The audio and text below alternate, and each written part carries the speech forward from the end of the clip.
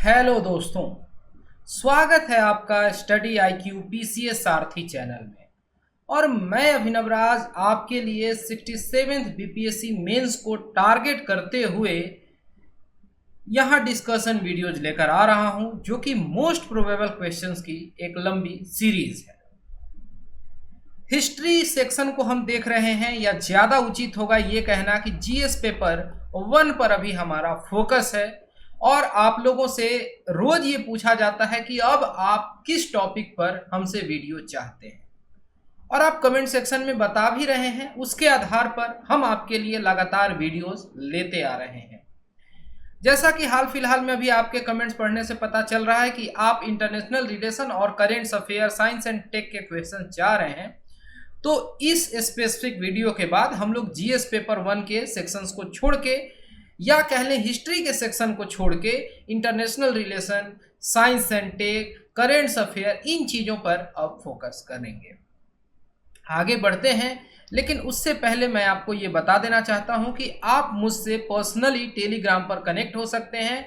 Simply आपको search करना है वहां जाके Abhinav_sir_BPSC। और इससे फ़ायदा ये होगा कि अगर आपके मन में कोई दुविधा है, कोई संकोच है, तो आप मुझसे डायरेक्टली कनेक्ट होकर वहां पूछ सकते हैं। मैं आपसे बार बार कह रहा हूं कि ये GS पेपर्स के आंसर राइटिंग में अगर आपको कोई समस्या आ रही है, या अगर आपने कोई आंसर लिखा है, तो आप वहां पेस्ट करिए। मैं इवेलुएट करूंगा और इवेलुएट करके रिस्पॉन्स दूंगा। यहाँ पर आंसर्स आप लोग लिख के पोस्ट भी कर रहे हैं, ये अच्छी बात है। तो जैसा कि बैकग्राउंड देख के आप समझ गए होंगे कि यहाँ पर हम आज महात्मा गांधी जी के बारे में चर्चा करने वाले हैं, और इस वीडियो का हमने टाइटल ही बस गांधी रखा है। महात्मा गांधी से रिलेटेड चीज़ों को हम यहाँ देखने वाले हैं, बड़े डिटेल्ड वे में देखेंगे। और देखिए, आप थोड़ा ट्रेंड को समझिए कि जो GS पेपर 1 है उसमें हर बार ही करीब करीब गांधी, नेहरू, टैगोर, इन महान व्यक्तियों से सवाल पूछे जाते हैं। थोड़ा बहुत यहाँ पर पैटर्न में चेंज भी किया गया BPSC के द्वारा, कभी कभी एक्सपेरिमेंट के तौर पर। और यहाँ ये देखा गया कि और भी कुछ इमिनेंट पर्सनालिटीज से सवाल पूछ लिए गए, जैसे राम मनोहर लोहिया के बारे में, डॉक्टर राजेंद्र प्रसाद के बारे में पूछ लिया गया। तो यहाँ पर आपको उन सारे पर्सनालिटीज के बारे में भी थोड़ा थोड़ा आइडिया रखना चाहिए। लेकिन ये बात जान लीजिए कि महात्मा गांधी, नेहरू और टैगोर ये बहुत इंपॉर्टेंट है। 47th BPSC में तो महात्मा गांधी से डायरेक्टली सवाल नहीं पूछा गया था, लेकिन जो 48वीं से 52वीं BPSC मेंस हुई थी, वहां पर इस तरीके से पूछ लिया गया था। यहाँ पर देखिए, describe the social and cultural significance of ideas of Rabindranath Tagore. यानी पर्सनालिटी से मैं दिखाना चाह रहा हूँ। 53वीं 55वीं से छोड़ देते हैं, 56वीं से 59वीं में हम क्या देखते हैं कि यहाँ पर रविन्द्रनाथ टैगोर के नेशनलिज्म के बारे में पूछा गया। तो आप कहिए कि यहाँ पर सर आप गांधी जी का जिक्र कर रहे हैं, टैगोर को दिखा रहे हैं। कहने का मतलब है कि देखिए, पर्सनालिटी से क्वेश्चन आ रहे हैं, आते हैं, और इस बार भी आने के चांसेस बहुत हाई हैं। यहाँ पर जैसे 60-62 में पूछ लिया गया था कि गांधी की जो रहस्यात्मकता में मौलिक विचारों का, दाव पेचों की सहज प्रवृत्ति और लोक चेतना में अनोखी पैठ के साथ अनोखा मेल शामिल है, यानी क्यों गजब के एक ब्यूटीफुल अमलगमेशन है, इस बात का आपको व्याख्या करना है। इसी तरीके से 63वीं BPSC में पूछ लिया गया था, describe the significance of Gandhi social and cultural thoughts. और 64वीं BPSC में पूछ लिया गया था कि आपको शॉर्ट नोट्स लिखना है, और यहाँ पर इस तरीके से नेहरू एंड सोशलिज्म पूछा गया था, वर्किंग क्लास और नेशनल मूवमेंट्स, और impact of census of 1881 on caste and religious identity. तो यहाँ पर देखिए, यहाँ डायरेक्टली गांधी वगैरह का जिक्र नहीं है, लेकिन फिर भी आप महात्मा गांधी के 2-4 इंपॉर्टेंट पॉइंट्स कास्ट वगैरह पर आप लिख ही सकते हैं। या जैसे BPSC में कास्ट बेस्ड पॉलिटिक्स की बात आती है, तो वहाँ पर कास्ट के ऊपर महात्मा गांधी का क्या ओपिनियन था, इस बात को आप प्रस्तुत कर सकते हैं। 65वीं BPSC में पूछ लिया गया था इस तरीके से, इसमें से आपको किन्हीं 2 के बारे में बताना है। और जैसे ये बोला गया, doctor Rajendra Prasad and national movement, या फिर Gandhi's view on caste and religion, और ये जो दलित मूवमेंट है बिहार का। जो 66th BPSC की मुख्य परीक्षा थी, इसमें गांधी जी का जो ओपिनियन है, व्यू है सत्याग्रह को लेके, सत्याग्रह पर गांधी जी के विचार को, और जयप्रकाश नारायण और भारत छोड़ो आंदोलन, इसी तरीके से सुभाष चंद्र बोस और INA। तो आप देख रहे हैं कि इमिनेंट पर्सनालिटी से सवाल बैक टू बैक पूछे गए हैं, और इन चीज़ों को आप कितने अच्छे से टैकल करते हैं, ये बहुत ज़्यादा इम्पोर्टेंट है। एक महात्मा गांधी के कोटेशन के साथ हम इस वीडियो की शुरुआत करते हैं, जहां पर महात्मा गांधी जी ने कहा है कि the greatness of a nation can be judged by the way its animals are treated. कि देखिए, जो बोल नहीं सकते हैं, अपनी बात को नहीं रख पाते हैं, ठीक है, उनके साथ कहीं की आबादी कैसे पेश आती है, ये बताता है कि वहां के लोग कितने सभ्य हैं, कितने संस्कारी हैं। और ये एक बहुत अच्छा लिटमस टेस्ट है किसी भी सोसाइटी को, किसी भी नेशन, किसी भी स्टेट को समझने का कि वहां पर एनिमल्स के साथ किस तरीके से सोसाइटी पेश आती है। जो स्ट्रे डॉग्स हैं, उनको पत्थर मारने वाली आबादी कितनी है और उनको भोजन पानी कराने वाली आबादी कितनी है।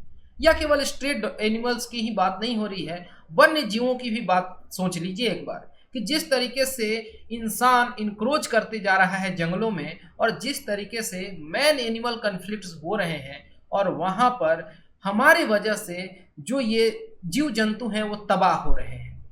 इसी तरीके से केवल एनिमल्स की बात नहीं, अगर हम किसी सोसाइटी में देखें कि जो सबसे असक्त लोग हैं, सबसे कमजोर लोग हैं, उनके साथ बाकी की बाकी जो सोसाइटी है वो कैसे पेश आती है, वो सोसाइटी का चेहरा है, वो आईना होता है समाज के लिए। तो महात्मा गांधी का पूरा नाम मोहनदास करमचंद गांधी, और जो इनका जीवन काल है वो 1869 से लेके 1948 तक है। जन्म इनका जो है 2 अक्टूबर को हुआ था 1869 में। गुजरात पोरबंदर के रहने वाले थे। अच्छे खासे इन्फ्लुएंशियल फैमिली में पैदा हुए थे, जहाँ पर कि बहुत अधिक रिलीजन का रेलेवेंस था। वहाँ पर गांधी जी जिस सोसाइटी से आते थे, वहाँ पर बचपन से उन्होंने कल्चरल एसिमिलेशन को देखा, अलग अलग धर्म के लोगों को इंटरेक्ट करते हुए देखा। चूँकि उनके पिताजी खुद ही दीवान थे, तो उनके पास अलग अलग थॉट प्रोसेस के लोग आते थे, और महात्मा गांधी बचपन से चीज़ों को सीखते गए हैं। इतना ही नहीं, जो उनकी कीन इंटरेस्ट थी चीज़ों को सीखने में, उससे भी एक हमें गांधी जी का पहलू समझ आता है।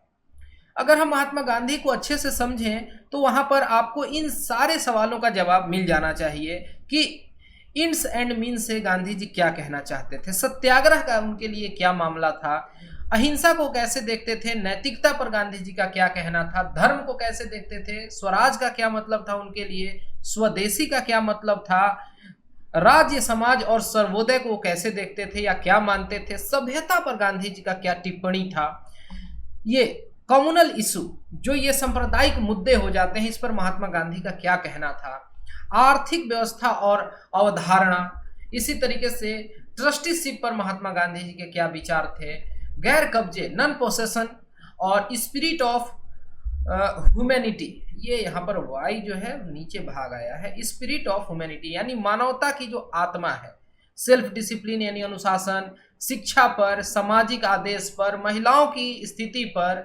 अप्रियता जिसका अलग से पूरे के पूरे हमारे संविधान में आर्टिकल 17 में जिक्र है, प्रोहिबिशन, और फिर इंटरनेशनल पीस के लिए महात्मा गांधी जी का क्या कहना था। अगर इन सारे बातों को आप समझते हैं तो ये पूरा का पूरा गांधी जी का आइडियोलॉजी है। गांधी जी अपने आप में केवल इंडिविजुअल नहीं है, बल्कि अपने आप में एक फिलोसफिकल सब्जेक्ट हैं, और उनके थॉट प्रोसेस पर कितना शोध हुआ है और कितना आगे होता रहेगा ये सभी जानते हैं। अल्बर्ट आइंस्टीन ने भी कहा है कि आने वाली पीढ़ियां जो हैं ये मानने को तैयार नहीं होंगी कि आने वाले समय में वो ऐसा सोच भी सकते हैं कि इसी धरती पर कोई ऐसा व्यक्ति पैदा हुआ, इसी हाड़ मांस से बना हुआ कोई ऐसा व्यक्ति था जो एक लाठी के बदौलत इतना कुछ कर दिखाया। दुनिया के सामने कुछ भी बात आती है तो वहां पर एक एंगल निकल के आता है महात्मा गांधी का, कि महात्मा गांधी का थॉट प्रोसेस किस तरीके से यहाँ पर काम करता, ठीक है। और अगर कहीं पर महात्मा गांधी की कोई बात हमें अगर सटीक नहीं लगती है, गलत लगती है, या लगता है कि नहीं ये प्रासंगिक नहीं है, इसका यही मतलब है कि अभी महात्मा गांधी को और अच्छे से पढ़ने की जरूरत है, उन्हें समझने की जरूरत है, उनको अपने अंदर उतारने की जरूरत है। ओके। और देखिए, धरती पर बहुत सारे ऐसे साधु संत, कवि, या कह लें कि धर्मगुरु वगैरह हुए हैं, बहुत सारे राजनेता, पॉलिटिशियन, लीडर हुए हैं, लेकिन ये बड़ा ही रेयर अमलगमेशन है कि ऐसा कॉम्बिनेशन बहुत कम ही देखने को मिलता है कि एक व्यक्ति साधु भी है, संत भी है और साथ ही साथ वो एक लीडर भी है, पॉलिटिकल लीडर है, रिलीजियस लीडर नहीं। रिलीजियस लीडर तो हर साधु संत महात्मा है, लेकिन यहाँ पर एक साधु संत महात्मा ऐसे नजर आ रहे हैं जो कि पॉलिटिकल लीडर भी हैं और पूरी आवाम उनको सुनने के लिए इकट्ठी हुई है। और महात्मा गांधी जी के महानता को ऐसे भी समझ सकते हैं कि ये धरती पर बहुत कम ही ऐसे लोग होंगे जो माई एक्सपेरिमेंट विथ ट्रूथ जैसी पुस्तक लिखने का हिम्मत रखते हैं कि उन्होंने अपने जीवन में जो गलतियां की हैं उन्हें भी नोट डाउन कर दिया कि आने वाली पीढ़ियां जो हैं वो देख सकें, जान सकें। अमूमन यही होता है कि लोग कितने भी अच्छे होते हैं या एक समाज के सामने अपने को ऐसा प्रस्तुत करना चाहते हैं, वो नहीं चाहते हैं कि समाज के लिए उनका जो भी मतलब कहें कि कुछ गलत आदत है वो समाज जाने। सीधी बात है, कोई भी ऐसा चाहता है, लेकिन महात्मा गांधी ऐसा नहीं मानते थे। तो ये महानता है उनकी। और ये वीडियो थोड़ा लंबा जाएगा क्योंकि यहाँ पर हम चाहेंगे कि हर एक पहलू पर फोकस कर लें ताकि यहाँ पर कुछ भी नहीं छूटे। कोई भी अगर सवाल आता है महात्मा गांधी के ऊपर तो आप उसमें सब कुछ लिख सके, मेंशन कर सके, कुछ भी बाकी ना रहे। तो देखिए यहाँ पर हम क्या देखते हैं कि जो भारतीय फिलॉसफी है, जो भारतीय दर्शन शास्त्र है और जो रिलीजियस बुक्स हैं, जो भी धार्मिक पुस्तक हैं, हिंदुइज्म, बुद्धिज्म, जैनिज्म, सबका उन्होंने कहीं ना कहीं स्टडी किया है। बहुत उत्सुकता पूर्वक वो पढ़ते थे और इतना ही नहीं, उन्होंने बाइबल को पढ़ा, जो न्यू टेस्टमेंट्स थे उन्हें पढ़ा और जो पुराने क्रिश्चियन लिटरेचर्स वगैरह हैं उन्हें पढ़ते हैं, उनको कंपेयर करने का काम करते हैं, गेट बाय हार्ट करते हैं उन चीज़ों को। और वो काफ़ी इंटरेस्ट के साथ हम देखते हैं जो ये song celestial and light of Asia, ये जो बुक लिखी गई है एडविन आर्नोल्ड के द्वारा, इसको पढ़ते हैं। और इसी तरीके से भागवत गीता को वो आइडियल मानते हुए चीज़ों को देखते हैं। मतलब उनके हिसाब से ये एक स्पिरिचुअल डिक्शनरी था। ठीक है, ये भी बात समझ गए। और ये समझना जरूरी है कि वो अलग अलग फेथ के लोगों के साथ कांटेक्ट में आते रहे, जो भी धर्मों में अच्छी बातें हैं। जैसे अकबर ने दीन इलाही की बात की थी कि जो भी ब्यूटीफुल कंपोनेंट्स हैं सारे रिलीजन्स के, उनको हैंड पिक करके एक जगह लाके एक धर्म का रूप दिया जाए। हालांकि वो एक सक्सेसफुल मॉडल नहीं रहा था, लेकिन गांधी जी यहाँ पर सारे रिलीजन्स की जो भी अच्छी बातें हैं उनको अपने अंदर समाहित करते जा रहे हैं। जैसे अहिंसा की बात वैसे तो हिंदुइज्म में भी की गई है, बुद्धिज्म में की गई है, लेकिन सबसे मजबूती के साथ जैनिज्म में की गई है। इस बात को महात्मा गांधी एक्नॉलेज कर रहे हैं। ठीक है, और जब उनके कॉन्टेक्ट्स होते हैं अलग अलग फेथ के लोगों के साथ, जब वो जाते हैं विलायत पढ़ने के लिए, और यहाँ पर कहा जाता है कि he cross the Sahara of atheism, he sailed back to India in 1891। अब यहाँ पर हम क्या देखते हैं कि नास्तिकता का सहारा यानी सबसे बड़ा जो डेजर्ट है उसको पार कर जाते हैं। और आप समझिए कि वो ऐसा दौर था जब ये भी माना जाता था कि अगर कोई समुद्री यात्रा कर रहा है तो उसका धर्म भ्रष्ट हो जाता है। उस दौर की बात समझिए, आज की बात नहीं हो रही है। वो विलायत जाते हैं और वापिस 1891 में वहां से शिक्षा दीक्षा पाकर आते हैं, भारत को आते हैं। अब यहाँ से गांधी जी का जो एक फेज है, बाद में वो साउथ अफ्रीका चले जाते हैं। अच्छा खासा अपने जीवन का जो समय है वो साउथ अफ्रीका में बिताते हैं। उसके बाद फिर इंडिया आते हैं और यहाँ पूरी स्ट्रगल जो है जिससे दुनिया उन्हें जानती है। तो देखिए गांधी जी बहुत सारे कंस्ट्रक्टिव कार्यों के लिए जाने जाते हैं। ठीक है, ये कंस्ट्रक्टिव कार्य पर बहुत ज़्यादा फोकस करते थे। वैसे भी देखिए जब आप आंसर राइटिंग वगैरह करेंगे, महात्मा गांधी से related Champaran satyagraha, quit India movement, non cooperation, civil disobedience, कुछ भी लिखें तो वहाँ महात्मा गांधी का STS वाला फॉर्मूला आप जरूर बताइए कि महात्मा गांधी मानते थे कि एक फेज स्ट्रगल का होना चाहिए, एक बीच का फेज होना चाहिए जब सब लोग रेस्ट लें, और फिर एक स्ट्रगल का। तो ये जो ट्रस्ट का फेज जो है ये कंस्ट्रक्टिव फेज है। यहाँ पर गांधी जी क्या करते थे, प्रौढ़ शिक्षा, महिला सशक्तिकरण, साफ सफाई, इन चीजों पर फोकस करते थे। और फिर स्ट्रगल होता था क्योंकि महात्मा गांधी का मानना था कि किसी भी स्ट्रगल को आप बहुत लंबे समय तक लगातार एक टेम्पो में नहीं रख सकते हैं। तो यहाँ पर रचनात्मक कार्य में उनकी विशेष अभिरुचि थी। और रचनात्मक कार्य महात्मा गांधी के कैसे कैसे थे, तो जैसे spinning and weaving of khadi, तो खादी का जो कताई करते थे, बुनाई करते थे, या फिर जो शराबबंदी हो गया या निषेध वगैरह हो गया, या फिर इरेडिकेशन ऑफ अनटचेबिलिटी, अस्पृश्यता, ठीक है, मतलब छुआछूत के उन्मूलन पर वो कार्य करते थे।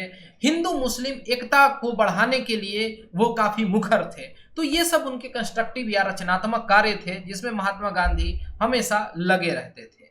और उनके जो विचार हैं जिनका हमने बात किया, जैसे इंड्स एंड मीन्स, इसमें महात्मा गांधी क्या कहते हैं कि आपकी मंजिल क्या है, वो तो ठीक है, आपने मंजिल को तय कर लिया कि हमें वहां तक पहुंचना है, एक आपने डिसाइड कर लिया, लेकिन उस मंजिल तक पहुंचने के लिए जो आप रास्ता तय करने वाले हैं, वो रास्ता जो है वो सत्य और अहिंसा का होना चाहिए। उसमें कुछ भी छल कपट जैसा कंपोनेंट नहीं होना चाहिए। मतलब कि गोल को किसी तरीके से नहीं अचीव कर लेना है इथिकल या अनइथिकल मोड से। भले ही हमें अपने रिजल्ट को पाने में देर हो जाए, लेकिन जो हमारा रास्ता है वो हमेशा पाक होना चाहिए। यही महात्मा गांधी का मानना था। और ये इस तरीके की चीजों को आप देखते हैं, जब 1939 में कन्फ्लिक्ट हो जाता है कांग्रेस में, यहाँ फॉरवर्ड ब्लॉक सोसाइटी बन जाती है, सुभाष चंद्र बोस उस समय काफी वो कह लें कि हरी में रहते हैं कि अब काफी क्रूशियल टाइम आ गया है और अभी जो है लोहा गर्म है, हथौड़ा मार देना चाहिए, अंग्रेज कमजोर हैं और अटैक कर देना चाहिए। यही सही टाइम है, क्रूशियल टाइम है, एक मास मूवमेंट अभी बहुत ज्यादा जरूरी है देश के लिए। लेकिन उस वक्त पर महात्मा गांधी जी समझाते हैं कि देखिए ये हम पर रूल कर रहे हैं, ये खुद अभी विषम परिस्थिति में है और इस समय इस तरीके से अगर हम इनको अलग से डीच करते हैं, अलग से हम एक इन पर प्रेशराइजेशन कर देते हैं, मास स्ट्रगल कर देते हैं, तो ये कहीं से भी तर्क संगत और न्याय संगत नहीं है। साथ ही साथ महात्मा गांधी जी लोगों के पोटेंशियल को भी जान रहे थे कि लोग जो है उस समय थक चुके थे, वॉर का टाइम था, तो उन्होंने उस समय इंडिविजुअल सत्याग्रह को फॉलो किया। और उनका मानना था कि हो सकता है कि हमें आज़ादी अभी मिल जाए बहुत ज़्यादा फोकस करने पर, लेकिन ये दुनिया को हम नहीं बता सकते हैं, ये हम सही समय का इंतजार करेंगे, इंड्स एंड मीन्स को हम फॉलो करेंगे। और जीवन में हर जगह महात्मा गांधी ने इस बात को तवज्जो दिया है, सत्याग्रह, सत्य के लिए आग्रह, यानी कि अगर हम सही हैं तो उसके लिए हम हर कसौटी से गुजरने को तैयार हैं। और यहाँ पर अगर हम सही हैं तो कोई भी हुकूमत किसी भी तरीके से हमें नहीं झुका सकती है। इसके लिए उन्होंने जनता को तैयार कर लिया। अहिंसा, जिस पर कि जिक्र आ भी चुका है और हमारे इंडियन सोसाइटी में एक बहुत पॉपुलर सेइंग है, अहिंसा परमो धर्मम। और ये जैनिज्म फिलॉसफी में, हिंदुइज्म, बुद्धिज्म, हर जगह इस बात को इक्वली तवज्जो दिया गया है। नैतिकता की बात वगैरह हो गई। अब हम आगे चलते हैं। ये सारे थॉट्स एंड आइडियाज हैं महात्मा गांधी के। और महात्मा गांधी के लाइफ को अगर समझना है तो आप कुछ हिस्सों में बांट के देख सकते हैं, जैसे Gandhi and Indian National Congress, Gandhi and Indian constitution, Gandhi and Subhash Chandra Bose, क्योंकि इनके बीच में काफी टसल था। वो बात अलग है कि महात्मा गांधी का सुभाष चंद्र बोस बहुत ज्यादा रिस्पेक्ट करते थे। यहाँ सुभाष चंद्र बोस नेताजी भी बहुत महान थे, लेकिन उनके सोचने का तरीका महात्मा गांधी के सोचने का तरीका से अलग है। हम कहीं ये नहीं कह सकते हैं कि महात्मा गांधी एकदम सही थे और यहाँ पर बोस एकदम गलत थे, ऐसा नहीं होता है। यहाँ चीजें सब्जेक्टिव होती हैं। हम देखते हैं कि कई बार महात्मा गांधी और यहाँ में ये अम्बेडकर, बाबा अम्बेडकर के बीच में कई बार कॉन्फ्लिक्ट्स हुए हैं, उसमें से गलत कोई नहीं है। इस बात को समझना बहुत जरूरी है। और आज के तारीख में आज की प्रासंगिकता क्या है, आज अगर गांधी होते तो क्या कहते, किस तरीके से दुनिया को देखते। जिस तरीके से यूक्रेन पर रसिया चढ़ाई कर रहा है, या फिर ईरान, इराक, इन सारे देशों को जिस तरीके से अमेरिका परास्त किया, आज जिस तरीके से टेररिज्म अपना बैड फेस दिखा रहा है, हर जगह एडल्टरेशंस हो रहा है, तो आज महात्मा गांधी अगर होते तो कितने दुखी होते, सोचने की बात है। तो यहाँ पर इस तरीके से मैं एक स्टेटमेंट पढ़ता हूं कि मैं जो किया है या मैंने जो किया है वह सहन करेगा, ना कि जो मैंने कहा है या लिखा है। यानी वो एक्शंस में बहुत ज्यादा विश्वास रखते थे। और हम ये देखते हैं कि यहाँ पर इस चीज को समझना है कि जो उनके आइडियाज थे, जो उनका थॉट प्रोसेस था, ऐसा नहीं था कि वो केवल कहने के लिए था, उसको इम्प्लीमेंट करते थे। ठीक है। और इस बात को हम ऐसे समझ सकते हैं, तो गांधी ने लिखा और वास्तव में उनके विचारों और विचारों का कोई एक भंडार नहीं है, कई कट्टरपंथी या व्यवस्थित दर्शन नहीं है। ऐसा नहीं है कि गांधी ने कोई गांधीगिरी के ऊपर किताब लिख दी जैसा कि उन्हें पेश किया था। हमें उनके जो पत्र मिले, जो लेख है उन्होंने किसी को लिखा, या फिर इस तरीके से जो उन्होंने अपने बुक में जिन बातों को लिखा, अपने विचारों को प्रस्तुत किया, उससे हमें बहुत कुछ सीखने को मिलता है। और ये फ्रीडम स्ट्रगल में उन्होंने क्या कहा है, अपने जो मित्र थे, जो मीडिया पार्टनर्स वगैरह थे, मीडिया पार्टनर कहने का मतलब कि जैसे अमेरिका वगैरह के पत्रकार हैं, वो उनके अच्छे दोस्त थे, वो आते थे गांधी जी से सलाह लेते थे, या गांधी के साथ अगर वो कहीं गांधी जी स्ट्रगल कर रहे थे तो उनके साथ जाते थे। जैसे एक बहुत फेमस बुक है अ वीक विथ गांधी, क्या आप बता सकते हैं ये किसकी रचना है?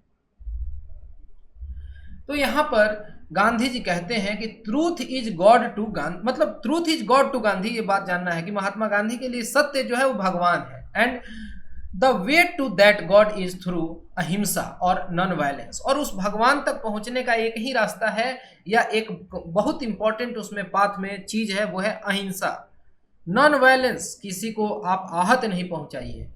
For God is also love and ahimsa is the manifestation of love for all. ठीक है, यानी सत्य गांधी के लिए ईश्वर है, और उस ईश्वर का मार्ग अहिंसा या अहिंसा के माध्यम से है, क्योंकि ईश्वर भी प्रेम है और अहिंसा सभी के लिए प्रेम की अभिव्यक्ति है। अहिंसा बहुत अधिक इनका फोकस था। और वो अक्सर देखते हैं कि साबरमती आश्रम वगैरह में रहते थे, तो वैष्णव गीत वगैरह, वैष्णव प्रार्थना वगैरह में उनका बहुत आस्था था, ही वाज रिलीजियस पर्सन। तो प्रेयर जो था, जो एक प्रार्थना है, अपने भीतर देवत्व को जगाने की एक प्रक्रिया है, ऐसा मानना था उनका। फेसिंग ट्रूथ एंड फॉलोइंग अहिंसा इज नो इजी टास्क, कि सत्य और अहिंसा के मार्ग पर चल लेना असाधारण कार्य है। इट इन्वॉल्व्स अ फियरलेस कॉरेज, और इसके लिए बहुत ज्यादा बहादुरी, बहुत ज्यादा जिंदा दिली चाहिए। डर का मतलब है एब्सेंस ऑफ लव और ahimsa towards the object of our fear. ठीक है, यानी देखिए यहां पर गांधी जी अंग्रेजों के विचारों का विरोध करते थे, लेकिन अंग्रेजों का विरोध नहीं करते थे।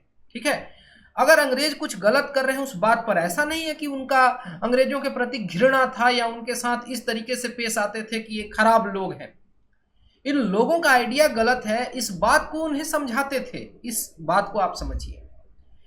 यहाँ पर बहुत कुछ उनके बारे में लिखा गया है, किसी रैंडम पुस्तक से मैंने इन चीज़ों को उठाया है। ठीक है, लॉ ऑफ यूनिवर्सल लव की बात उन्होंने की, which sublimate all desire as well as all possessiveness. देखिए, अगर आप यूनिवर्सल ब्रदरहुड, यूनिवर्सल लव की बात करेंगे तो ये मेरा तेरा, ये सब भावना ही खत्म हो जाएगी, और जो अपरिग्रह टाइप का जो टेंडेंसी है वो भी खत्म हो जाएगा।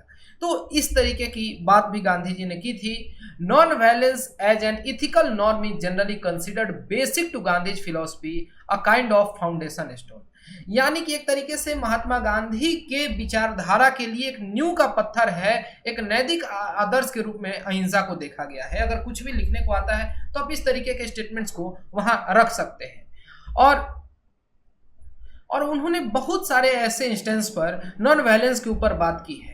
वो दूसरे को मारने की बात नहीं कर रहे थे, करो या मरो का भी नारा उन्होंने दिया, तो कहे कि हम आजादी को पा के रहेंगे, और अगर नहीं पाते हैं उस स्ट्रगल में अगर हमारी जान भी चली जाती है तो कोई बात नहीं, लेकिन हम दूसरे को हानि नहीं पहुंचाएंगे, दूसरे हमारे कारण से आहत नहीं होने चाहिए, ये बात कहना था। और जो मीन्स एंड इंड्स की बात कर रहे थे, तो the end has greater value than the means used to reach it, but in any case non violence is a necessary part of Gandhi's philosophy. ठीक है, यानी रिजल्ट इंपॉर्टेंट है, लेकिन वो रास्ता आप कैसे तय करते हैं ये भी मायने रखता है। महात्मा गांधी कहते हैं कि अगर हम साधनों का ध्यान रखेंगे तो हम अनिवार्य रूप से देर सबेर लक्ष्य तक पहुंच ही जाएंगे। ठीक है, और अगर ये सवाल पूछा गया कि क्या साधन अंत से अधिक महत्वपूर्ण है, या क्या अंत उन साधनों की तुलना में अधिक आवश्यकता से भरा हुआ है, तो जो इन्हें जन्म देता है, तो गांधी जी जवाब देते हैं कि वो अन्योन्याश्रित हैं और समान रूप से आवश्यक है, यानी वो इंटरडिपेंडेंट है, एक के बिना दूसरा अधूरा है, दोनों एक दूसरे के पूरक हैं।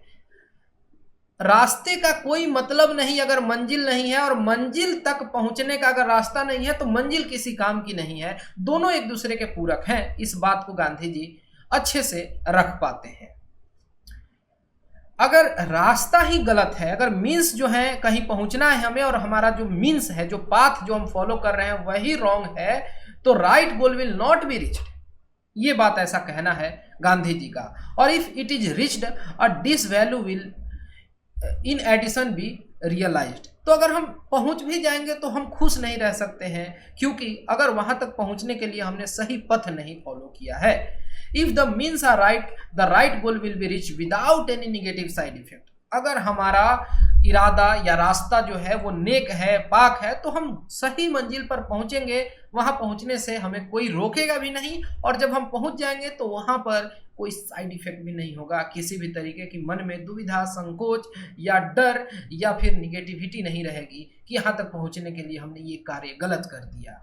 Non violence is a norm concerning the relationship between the means and the end. ठीक है, तो इस बात को भी आप समझ गए।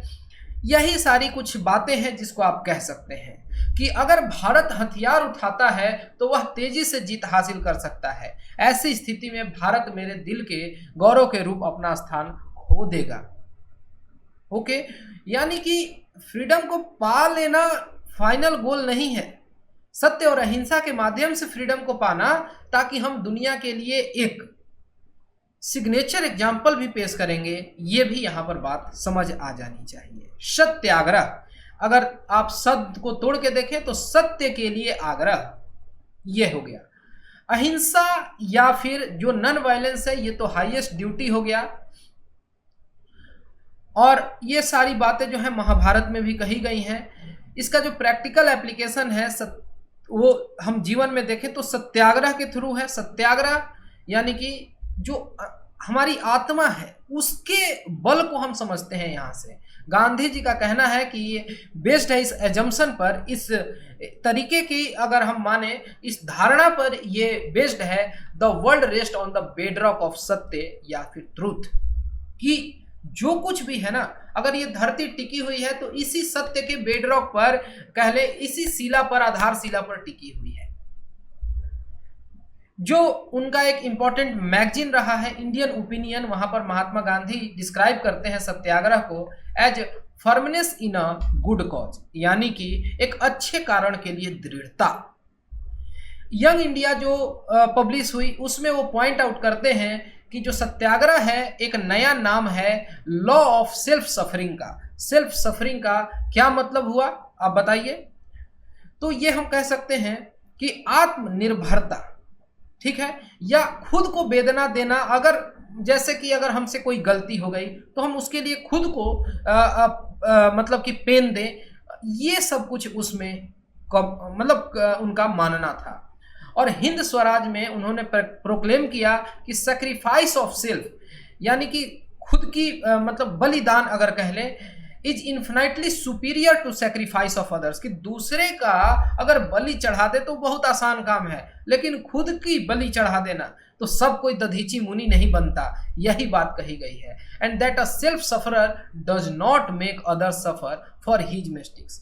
और अगर किसी ने कोई गलती की है, या देखिए जैसे गांधी जी के किसी एक्शन की वजह से कुछ ऐसा गलत हो गया, जैसे गांधी जी चाह रहे थे कि क्विट इंडिया मूवमेंट चलाया जाए, उससे पहले वो चाहे कि नहीं हम नॉन कोऑपरेशन या सिविल डिसोबीडियंस करेंगे। जब एनसीएम खिलाफत चल रहा था तो चौरी चौरा का कांड हो जाता है। गांधी जी बहुत ज्यादा उस बात से दुखी होते हैं और वो सेल्फ पेनेंस करते हैं, खुद को वेदना देते हैं, खाना खाना छोड़ देते हैं, इसलिए कि अगर कोई व्यक्ति अपने मिस्टेक के लिए खुद को सफर करा रहा है तो वो फिर दूसरे को दुख नहीं देगा।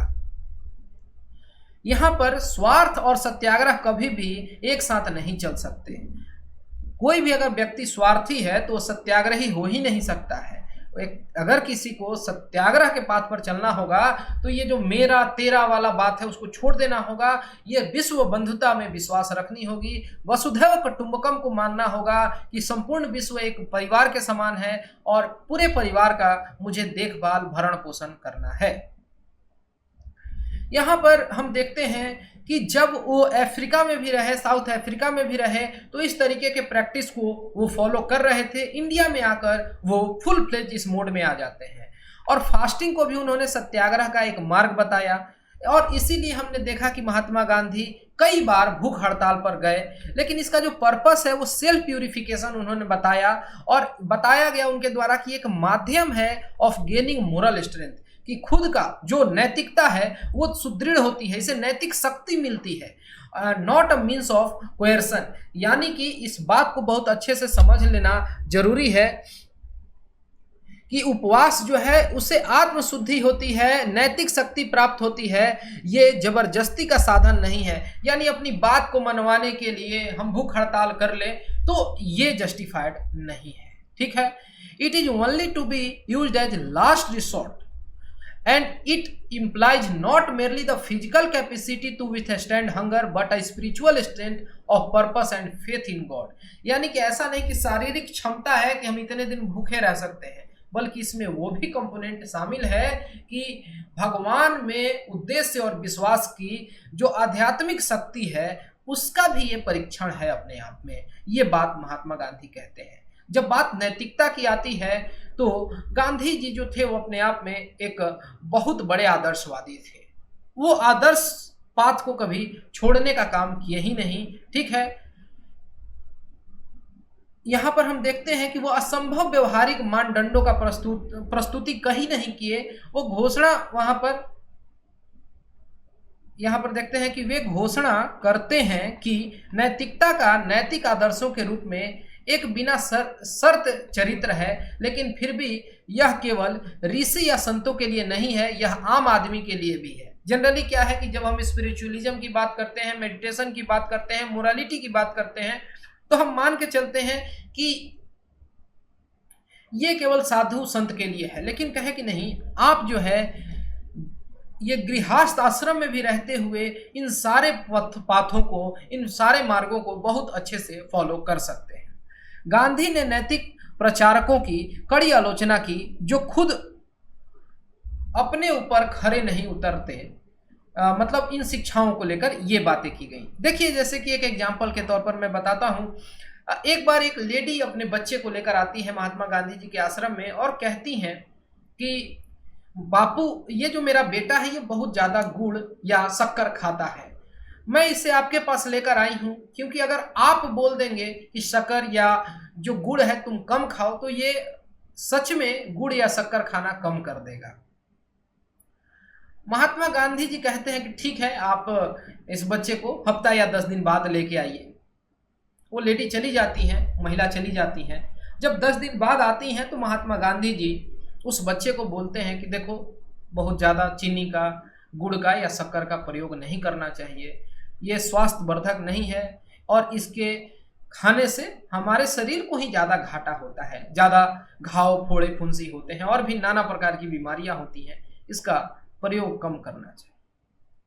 यहाँ पर उस महिला के द्वारा गांधी जी से प्रश्न पूछ दिया जाता है कि बापू, इतनी साधारण सी बात थी, ये बात तो उस दिन भी कही जा सकती थी, लेकिन इस बात को कहने के लिए आपने 10 दिन का वक्त क्यों लिया? जिस पर महात्मा गांधी कहते हैं, ये बात तो मैं उस दिन भी कह सकता था, लेकिन मैं खुद इस बात पर अमल नहीं कर रहा था। मैं खुद बहुत ज़्यादा शक्कर या गुड़ का इस्तेमाल कर रहा था अपने भोजन में, लेकिन मैंने 10 दिन इस हैबिट को छोड़ने में लगाया और उसके बाद ही मैं इस बच्चे को ये बात कह रहा हूँ, है ना। तो इस तरीके से सोचिए कि जो एडवर्टाइजमेंट्स वगैरह होते हैं, जिसमें बहुत सारे इन्फ्लुएंसर्स जो होते हैं आते हैं, किसी प्रोडक्ट का एडवर्टाइजमेंट करके चले जाते हैं, जैसे पान मसाला वगैरह का। भले ही वो अपने निजी जीवन में इन चीज़ों का कंजम्पशन नहीं कर रहे हैं, लेकिन फिर भी लोगों को प्रोत्साहित कर रहे हैं कि इस तरीके के टोबैको प्रोडक्ट्स का आप कंजम्पशन करिए। इसे एक जो हमारा सोसाइटी में स्टेटस ऊंचा होता है या जिस तरीके से एडवर्टाइजमेंट में चीज़ों को पोर्ट्रे किया जाता है, तो अगर गांधी के आइडियाज को वो यहाँ से सोचे तो कितना अच्छा होगा, कितना ट्रांसफॉर्मिंग होगा। गांधी कर्तव्य और पुण्य की अवधारणाओं को अलग नहीं कहते हैं, उनके लिए उसका मतलब एक ही है, ठीक है, कि ड्यूटी और वर्च्यू जो है वो अलग अलग नहीं है, उनके लिए दोनों एक ही है, ऐसा उनका मानना है। ये मोरालिटी का पार्ट है। और बहुत सारे मोरल ड्यूटीज की बात महात्मा गांधी जी के द्वारा की गई है। कुछ कुछ हमें जैसे ड्यूटीज हमारे कॉन्स्टिट्यूशन में भी नजर आती हैं, फंडामेंटल ड्यूटीज, ठीक है। लेकिन गांधी जी के जो नैतिक कर्तव्य की बात है उसमें जो सबसे प्रमुख है वो है सत्यता, अहिंसा, आत्मनियंत्रण यानी ब्रह्मचर्य, गैर चोरी और गैर कब्जा। ये सब बात जो है महात्मा गांधी का मोरालिटी का पॉइंट है। इसको आप नोट डाउन कर सकते हैं, डायरेक्टली आप अपने आंसर में लिख सकते हैं। Religion as life in God, ईश्वर में जीवन के रूप में धर्म को वो कैसे देखते हैं। तो गांधी जी के जो विचार हैं जो ऑन कास्ट एंड रिलीजन, ये भी पूछा जाता है, जैसा कि मैंने आपको सवाल में भी दिखाया। तो हम इस तरीके से समझ सकते हैं कि अगर एक पहाड़ पर है और पहाड़ के शिखर पर पहुंचना है, उसकी चोटी तक पहुंचना है, मान लीजिए कि वहाँ एक टेम्पल है, आपको वहाँ पूजा अर्चना करने जाना है, तो बहुत सारे अलग अलग रास्तों से आप उस पहाड़ पर चढ़ सकते हैं उन बिंदुओं से जहां हम होते हैं, लेकिन जिसे हम खोजते हैं वो वही है। मतलब कि पहाड़ का शिखर तो वही है, आप कहीं से भी जाइए आप वहां पहुंच सकते हैं। एक ही गॉड है, कहीं पर अल्लाह कहा जा रहा है, कहीं गॉड कहा जा रहा है, कहीं भगवान, कहीं ईश्वर, अलग अलग नामों से पुकारा जा रहा है। Even as there are numerous names of God in Hinduism, भगवान के ही अलग अलग अवतार और अलग अलग नाम हैं खुद हिंदुइज्म में, लेकिन वो सारे एक ही जगह हमें ले जाते हैं। ठीक है, इस बात को आप समझिए, इस्लाम में एक ही गॉड है और हाँ नाम अलग अलग हो सकते हैं, अलग अलग तरीके से प्रोनाउंसिएशन हो सकता है। गांधी जी का कहना है कि यह हिंदू धर्म नहीं है जो हम बात करते हैं, जिसे मैं निश्चित रूप से अन्य सभी धर्मों से ऊपर मानता हूं। उनके हिसाब से ये वे ऑफ लाइफ था, जो आगे चल के अभी सुप्रीम कोर्ट के द्वारा भी कहा गया, ये एक प्रैक्टिस है, एक जीवन जीने की पद्धति है, एक कला है, एक शैली है, इस रूप में देखा जाता है। लेकिन वह धर्म जो हिंदू धर्म से परे है, जो किसी की प्रकृति को बदलता है, जो किसी को निर्विवाद रूप से बांधता है, भीतर से सत्य से बांधता है और जो भी शुद्ध करता है। ठीक है, तो इस बात को समझना जरूरी है कि जो धर्म है, एक तो हो गया कि आपकी क्या मोरल ड्यूटी है, वो एक धर्म हो गया, और एक धर्म है जो कि रिलीजन के रूप में जाना जाता है। दोनों अलग अलग बात हैं। और महात्मा गांधी जब हिंदुइज्म की बात करते हैं, हिंदू धर्म की बात करते हैं, तो वे ऑफ लाइफ की भी बात करते हैं। यहाँ पर चैरिटी, दान वगैरह के बारे में भी महात्मा गांधी ने कुछ कहा, लेकिन वो आपके बीपीएससी के हिसाब से उतना रेलेवेंट नहीं है, हम अभी थोड़ी देर के लिए स्किप करते हैं। हिंदू धर्म पर हम बात कर रहे थे, तो गांधी जी यहाँ पर अलग अलग अंतर करके देखते हैं। जो यहाँ पर फिलोसफिकल यानी कि जो दार्शनिक हिस्सा है, और जो प्रैक्टिकल या पॉपुलर हिंदुइज्म है यानी जो व्यवहारिक या लोकप्रिय हिंदू धर्म है, इसके बीच के अंतर को गांधी जी बखूबी बताते हैं।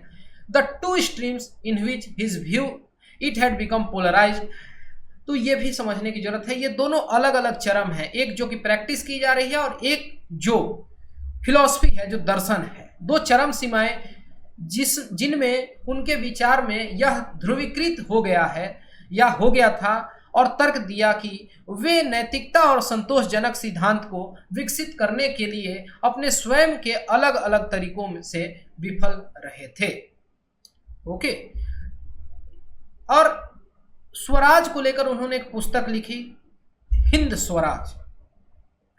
स्वराज के ऊपर बहुत तरीके के कोटेशंस कहे गए। कभी स्वामी दयानंद सरस्वती ने स्वराज की बात की, तो कभी तिलक जी के द्वारा बाल गंगाधर तिलक ने कहा कि स्वराज मेरा जन्मसिद्ध अधिकार है और उसे मैं लेके रहूंगा, हासिल करके रहूंगा।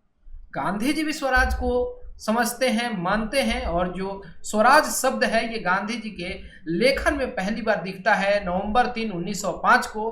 गांधी जी यहाँ पर एक सीरियस थॉट देते हैं, question of swaraj in 1903 during his return voyage from London to South Africa. जब वो रास्ते में समंदर से ट्रेवल कर रहे थे, तो वहां पर वो लिखते हैं, जब पानी जहाज में, वहीं पर ये बात करते हैं।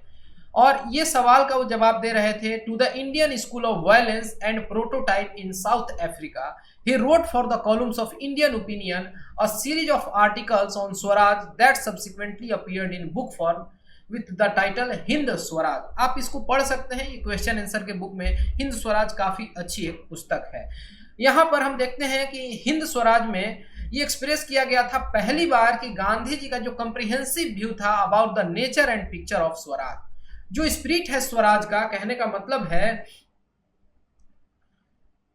कि यहाँ पर जो दृष्टिकोण है जो स्वराज का, इस बात को हम समझ रहे हैं कि ये जो बुकलेट है ये सेम थ्रू आउट रही है गांधी जी के जीवन में, with only slight modification in matters of details. यानी कि जो शुरू से मानते हैं स्वराज का कंसेप्ट उनका वही था, मानना था कि देश आज़ाद हो जाए, लेकिन यहाँ पर जो मूलभूत अधिकार हैं लोगों को ना मिले, यहाँ पर लोगों के बीच में अंतर रहे, कोई ऊपर वर्ण का रहे नीचे वर्ण का रहे, तो इसको आज़ादी नहीं मानेंगे। स्वराज का एक बहुत कह ले कि बहुत ब्रॉड और डीपर सिग्निफिकेंस है। जो इंग्लिश टर्म आज़ादी यूज किया जाता है, फ्रीडम या इंडिपेंडेंस यूज किया जाता है, वो स्वराज नहीं था। स्वराज गांधी जी के लिए एक निगेटिव और पॉजिटिव इम्प्लीकेशन था। निगेटिवली स्पीकिंग स्वराज का मतलब था फ्रीडम फ्रॉम एलियन रूल, कि अंग्रेजों को मार भगाओ, ये स्वराज हो गया, ये नहीं, ठीक है। और यहाँ पर पॉजिटिव अर्थ जो था इसका था फ्रीडम फॉर होल पीपुल, मजदूरों के लिए, किसानों के लिए, महिलाओं के लिए, हर एक के लिए, ठीक है, कि महिलाओं को समाज में बराबर समझा जाए, किसान को वही स्टेटस मिले जो वो डिजर्व करता है, किसी को बड़ा छोटा ना समझा जाए, किसी को जाति के बेसिस पर डिफरेंशिएट ना किया जाए। अगर ये होने लगेगा, ये कहा जाएगा कि स्वराज है, और वो समय जो कहलाएगा गांधी जी के हिसाब से कि राम राज्य है, ठीक है। यही बात महात्मा गांधी जी ने कही थी। द पीपुल्स स्वराज, यानी कि जो जन स्वराज है गांधी जी का, उसके 4 डायमेंशन थे, 4 पहलू थे। इन चारों को आपको मालूम होना चाहिए, पॉलिटिकल, सोशल, इकोनॉमिकल और मोरल। ये चारों अगर परिपूर्ण होते हैं तभी हम कहेंगे कि हाँ ये सही मामले में स्वराज है। नहीं तो वो केवल इंडिपेंडेंस, एलियन फोर्सेज को मार भगाए, वो इंडिपेंडेंस जो है उसकी बात गांधी जी नहीं करते थे। वो बहुत ही उनके हिसाब से सैलो इंटरप्रिटेशन था शब्द स्वराज का, ठीक है। Gandhi ji considered them as constituting the squares of swaraj, कि ये जो स्वराज बना हुआ है इसकी ये जो 4 बिंदु हैं इस वर्ग के, वो हैं पॉलिटिकल, इकोनॉमिकल, सोशल और मोरल। ये चारों बिंदुओं को अगर सही ढंग से कंप्लीट किया जा रहा है, इस पर सही ढंग से पेश आया जा रहा है, तो वही स्वराज है, ठीक है। यहाँ पर गांधी जी ने स्वराज के बारे में और भी बहुत कुछ कहा है, मैंने स्लाइड्स को ऐड कर दिया है, आप थोड़ा पॉज करके उसको पढ़ सकते हैं। स्वदेशी को लेके महात्मा गांधी जी बहुत ज़्यादा ही वोकल थे, और स्वदेशी एक कॉम्प्लेक्स हिंदू कंसेप्ट है जिसका एक बहुत लंबा और बहुत लंबा चौड़ा कहने की इतिहास रहा है, और उसको रिवाइव किया गया है और वाइडली यूज किया गया है at least the partition of Bengal के टाइम से 1905 में। उसके पहले स्वदेशी जो था वो इंडियन टर्म है, काफ़ी टर्म्स पहले से यूज हो रहा है, और फिर अभी भी हम देखते हैं 2020, 21, 22 में स्वदेशी चीज़ों पर जैसे बहुत ज़्यादा फोकस है। जैसे कि आजकल जो ऑनलाइन प्रोडक्ट्स भी बिकते हैं उस पर लिखा रहता है मेड इन इंडिया, इस तरीके से, है ना। जो ये टर्म स्वदेशी है इसका मतलब होता है यूनिटी, एकता। अभी जो इंटरप्रिटेशन है वो काफ़ी सैलो होते जा रहा है। फिर से स्व मतलब होता है वंस, ओन, और देश, ये जो टोटल कल्चरल और नेचुरल एनवायरनमेंट है जो कि इनसेपरेबल पार्ट है, इस सबको मर्ज करके देश जो है वो कल्चरल और इकोलॉजिकल यूनिट है, और सिग्निफाई करता है ट्रेडिशनल वे ऑफ लाइफ जो यहाँ के लोग जी रहे थे किसी स्पेसिफिक टेरिटोरियल यूनिट में, वह हुआ स्वदेश, और ये स्वदेशी, ठीक है। अगर हम स्टेट और सर्वोदय की बात करें, ये सर्वोदय का कंसेप्ट जो है आगे चल के जयप्रकाश नारायण जी के द्वारा भी काफ़ी यूज किया गया है। लेकिन जो इंडिविजुअल, जो हर एक व्यक्ति है उसके पास एक आत्मा है, एक शॉल है, but as the state is a soulless machine, कि ये जो हम राज्य का कंसेप्ट लेकर आते हैं तो वो उसमें आत्मा नहीं है, वो सोललेस है। और यहाँ पर हम देखते हैं कि इसको कभी भी हिंसा से छुटकारा नहीं मिल पाती है, नहीं दिलाया जा सकता है, जिसके लिए वह अपने अस्तित्व का ऋणी है, और हिंसा बुराई थी। लेकिन हम देखते हैं आज भी कि अपने देश की हिफाजत करने के लिए ही हमें सैनिक खड़ा करना पड़ता है। आप इस बात को समझिए कि भले देश के अंदर ही आंतरिक व्यवस्था जो रखना है उसके लिए भी किसी को जेल में डालना पड़ता है, जरूरत पड़ता है तो किसी को कैपिटल पनिशमेंट भी दी जाती है। तो बहुत सारे पहलू हैं, जरा सोचिएगा। Violence includes not only physical coercion but also economic and social coercion, ठीक है। इस बात को बहुत अच्छे से जगह दी गई directive principle of state policies में और प्रियम्बल में भी, कि हम जो जस्टिस की बात करते हैं वो सोशल, इकोनॉमिक, पॉलिटिकल हर तरीके का जस्टिस होना चाहिए और वो सबके लिए होना चाहिए। इस वजह से गांधी जी के जो आइडियाज हैं वो हमारे संविधान में हर जगह देखने को मिलते हैं।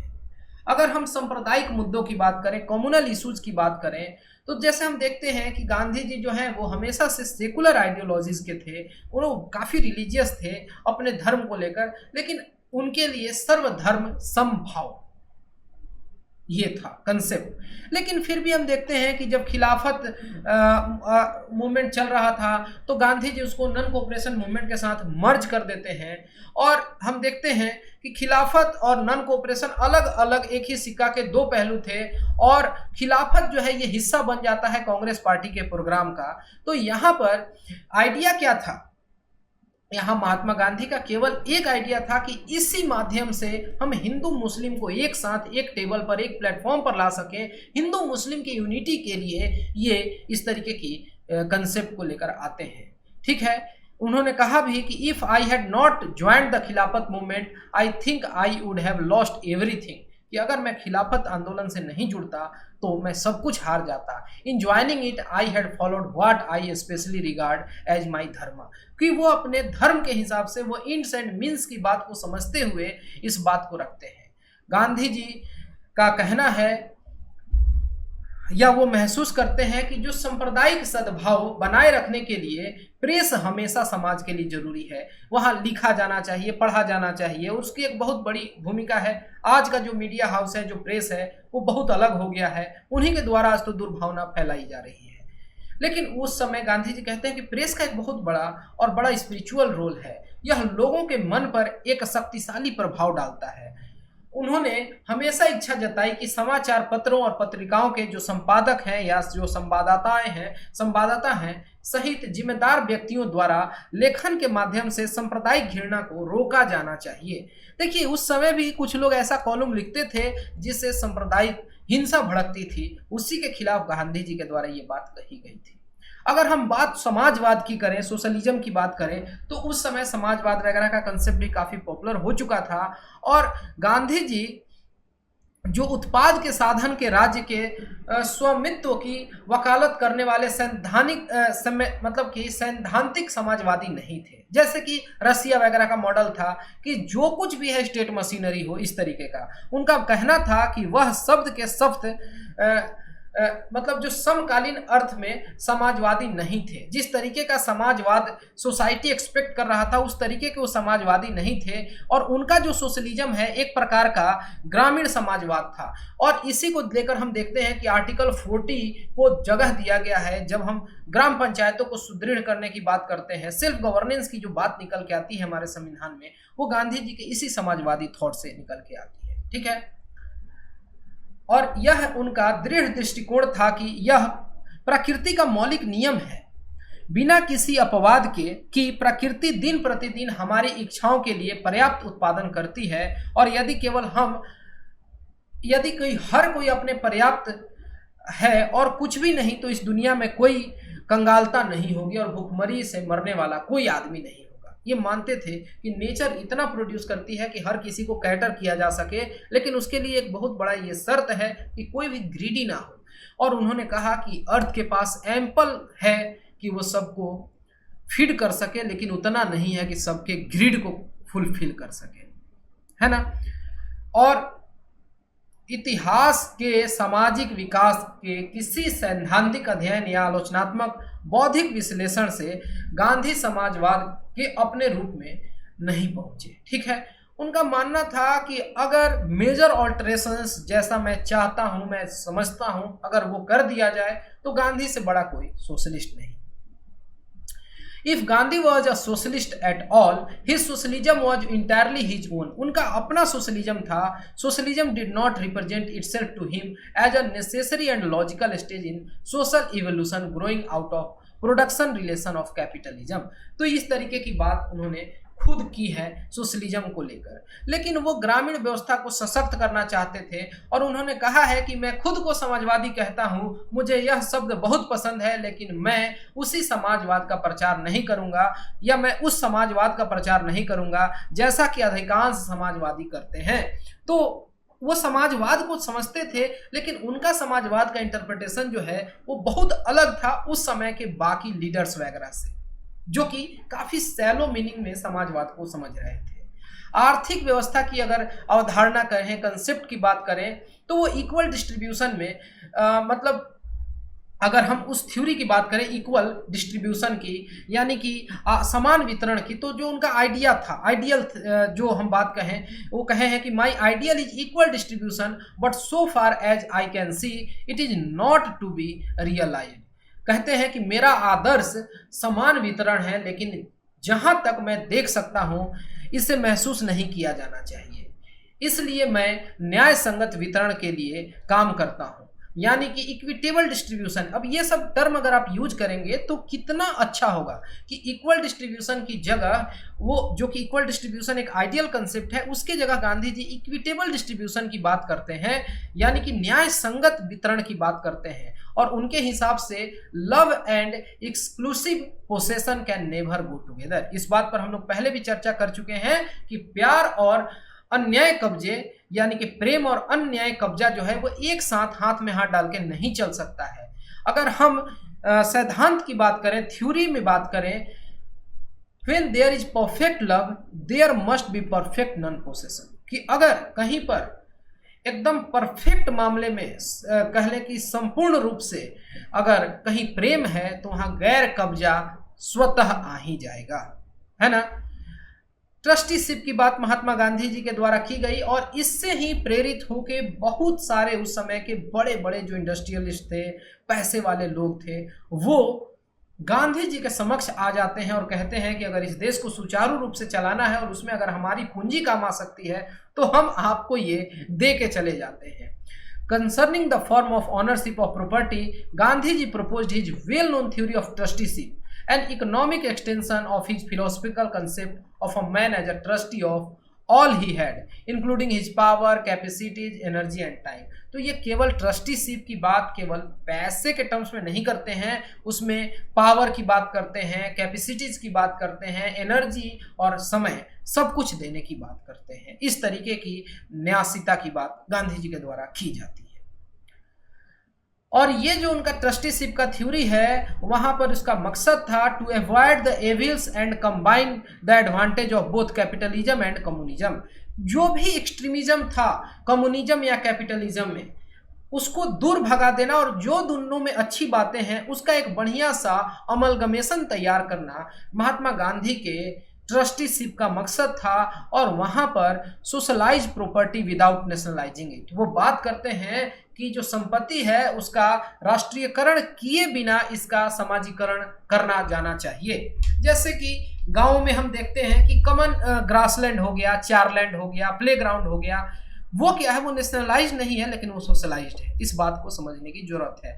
जबकि महात्मा गांधी से यहाँ पर नेहरू थोड़े अलग विचार के थे। हमें दिखता है कि नेहरू जी जो हैं वो हैवी इंडस्ट्रीज वगैरह को सेटअप करते हैं, उनका भी विजन अपने जगह बहुत सही था। ये महात्मा गांधी जो कह रहे थे वो ग्रामीण स्तर पर बहुत प्रासंगिक हमें नजर आता है।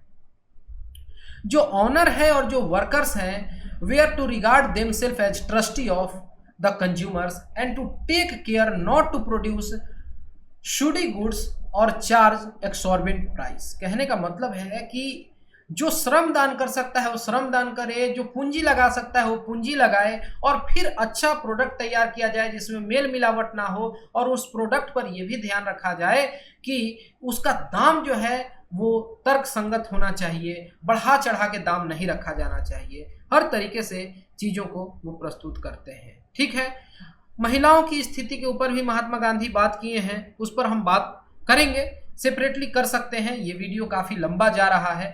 और एक दो चीज है, जैसे कि गांधी जी और अंबेडकर जी के विचारों में बहुत ज्यादा कन्फ्लिक्ट्स हमें देखने को मिलते हैं, तो हम आपके लिए एक सेपरेट टॉपिक लेकर आएंगे। उसमें हम उस टाइटल रख देंगे गांधी एंड अंबेडकर या कास्ट। ठीक है, तो ये जो टॉपिक होगा हमारा, इस पर हम डिटेल में अगर डिस्कशन कर लेंगे तो आप कास्ट बेस्ड पॉलिटिक्स को भी अच्छे से समझ पाएंगे। उसकी भी समझदारी बहुत ज़्यादा जरूरी है, उससे कई तरीके के सवाल बनते हैं। मैं उम्मीद करता हूं कि ये वाली जो वीडियो है आपको इंटरेस्टिंग लगी होगी, इससे आपको बहुत कुछ सीखने को मिला होगा। और अगर मिला है तो do let me in the comment section, और अगला आप किस टॉपिक पर वीडियो चाहते हैं ये भी कमेंट सेक्शन में बताइए। फिलहाल इस वीडियो में इतना ही। Thanks for watching and all the best for your upcoming exams.